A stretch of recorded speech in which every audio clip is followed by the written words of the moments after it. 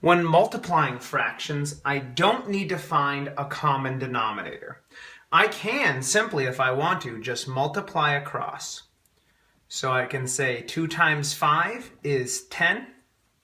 3 times 12 is 36.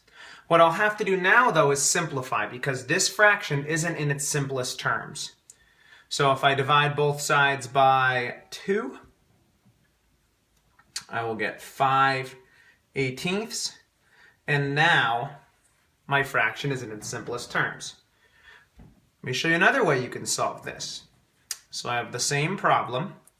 I can, before I multiply, I can do something called cross simplify, which is when I'm going to look at the numbers that are across from each other. So that would be the 2 and the 12 and the 5 and the 3. If I can divide both sides by the same thing, then I can simplify both numbers. For example, when I look at the 2 and the 12, I can divide both of them by 2. So when I divide 2 by 2, I get 1. When I divide 12 by 2, I get 6.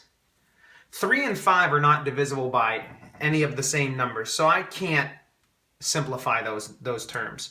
So now that I have 1 and 6, I can now multiply across with these numbers. So 1 times 5 is 5.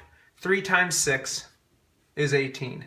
This is not a step that you have to do, but it'll save you from having to simplify at the end. So either way works for me.